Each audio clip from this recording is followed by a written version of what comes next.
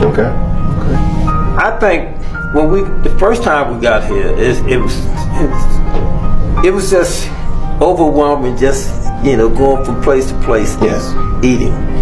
The food was good, and it seemed like you're just looking for a new dish. I know. You're looking for something different, and every time we do, so you're looking down the menu. I had that, but it's a lot that you can choose from, and the food, like I said, it's just, to me, it's fresh. Mm-hmm. I'm not a big carrot or certain vegetables. Man, I tore those carrots. I'm not, so the way they prepare the food, the spices, it's unreal. I really enjoy the food here. Okay. I think too much. When I get back, I have to hit the gym again. But it is enjoyable. It really is. Excellent. Now you mentioned a traditional dessert. Tell them about this traditional dessert. Is it the malva? The malva pudding. The malva pudding. Or malva. Malva, that's right. Malva pudding. It is a unassuming little mound of cake that they put some ice cream beside. And when you slice into it, you assume that it's just going to be another type of pound cake or something moist. But when you put it in your mouth, it's like an explosion of excitement. And then you forget the ice cream is sitting there and you say, well, let me just try it just in case it makes it. And it just adds to the whole experience.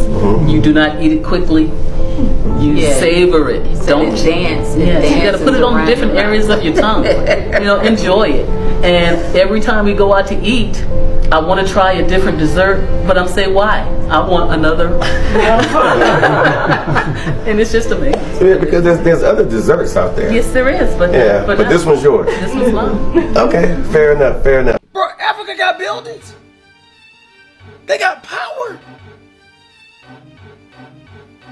They got towers. Swear on everything, bro. I thought it was just clay and tribes and tents, bro. Yeah, cause the ground be like, like that red orange type of clay, bro. Chat, don't act like I'm stupid, bro. This is actually ridiculous to think South Africans do not have towers, they don't have good roads, they don't have good water. You think they build their house with clay, like in this 21st century, that you have your Google? Oh bro, come on, you can do better. What's this? Proud to be a Black American, right? I didn't feel the need to say African American. I felt exactly how they did.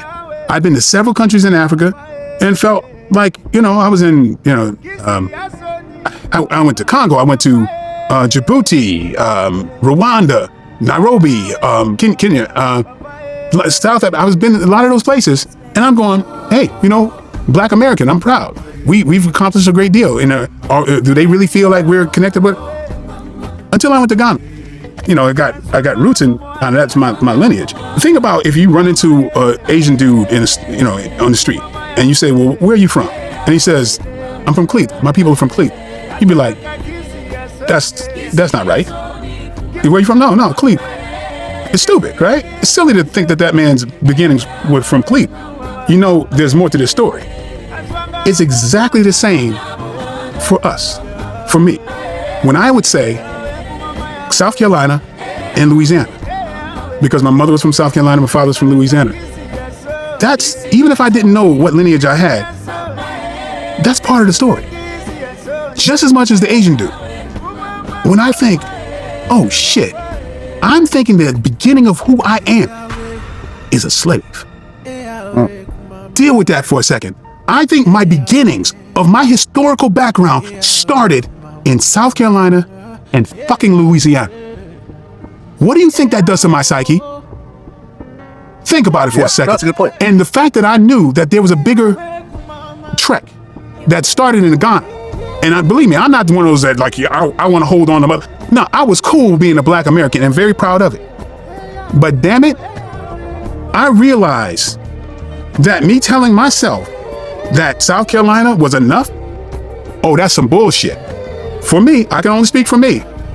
But when I went back and the way I felt, man, I wish this for anybody black living in this country.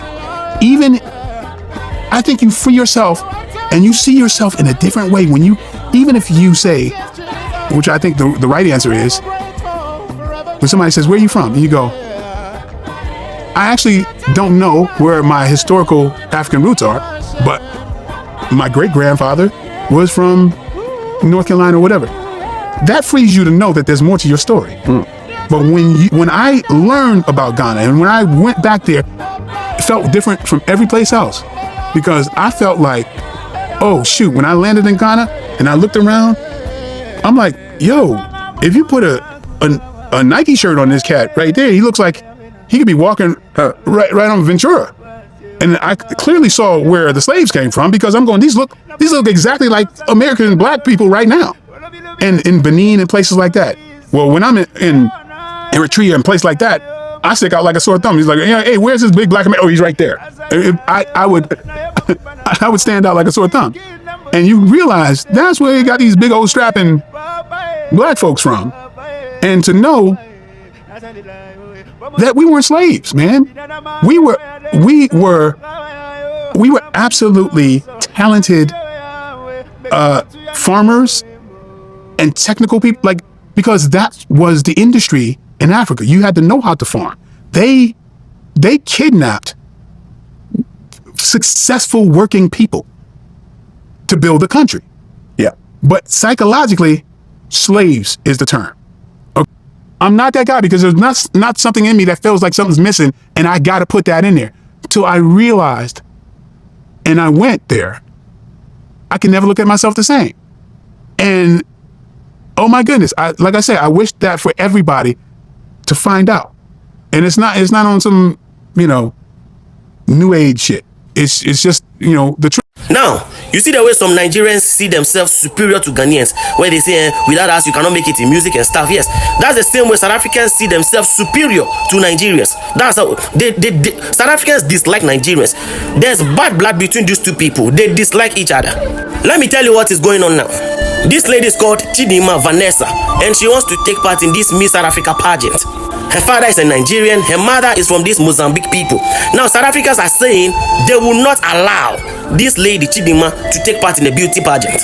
And Nigerians are also saying it is xenophobic, it is hatred. That's why don't they want her to compete in the pageant, because she is born in South Africa. So logically, she's a South African by birth. So Nigerians are saying South Africans are showing xenophobic traits. But let me bring Nigerians' brain to something. We were here when this gentleman came out to say everybody should represent his father's land. Didn't he say that? So going by that logic, South Africans are right, because your father is from Nigeria. So go to Nigeria and go and do the pageant over there. Go and compete in Miss Nigeria. If judging by what this guy said, South Africans are right. But the girl is a South African. She was born in South Africa. She has spent her whole life in South Africa. She has never been to Nigeria before. But because of the assertions, what Mikel said, they are using the same thing against her. And South Africans are also saying Nigerians are braggarts, and that if she wins, Nigerians will be bragging that a Nigerian is not a Miss South African. So they don't want to hear that, and that the girl should not compete. I feel bad for this girl, yes, because she is a victim of circumstance. It's not her fault that she was born in South Africa to a Nigerian father. It's not her fault, but because of, look, I feel bad for her. And the South Africans are saying if they allow her to take part in that beauty pageant, they will storm the venue and they will do it. So I don't see any end to this. This Nigerian South. The issue is that if you've not been to Africa, you've not been to South Africa, you would not know what these African Americans are saying. I started this video with African Americans sharing their experiences here in South Africa, and also shared a video of a Black American thinking South Africans live in the forest. Like, they think they don't have houses, they don't have clean waters. Then I started another video again with an African American talking about his experiences traveling to a West African country, and ever since then he found peace of mind. And I ended this video with this Nigerian and South African saga. Every time Nigeria and South Africa, we're always having this banter online, and to me, I think, when is it gonna stop? When is this banter online going to stop? I don't know when it's gonna stop, because I was born into this saga and it is still continuing. I just hope and pray Africans come together, love yourself, treat yourself nicely, and avoid anything that is going to bring problem, because we are trying to bring ourselves together, just like the way African Americans are relocating back to Africa to live in, to find their peace. Not when they come down here to Africa, they'll begin to see segregation among Nigerians and South Africa. But guys, let me know your thoughts in the comment section. Please do not forget to like the video, share the video, and subscribe to the channel.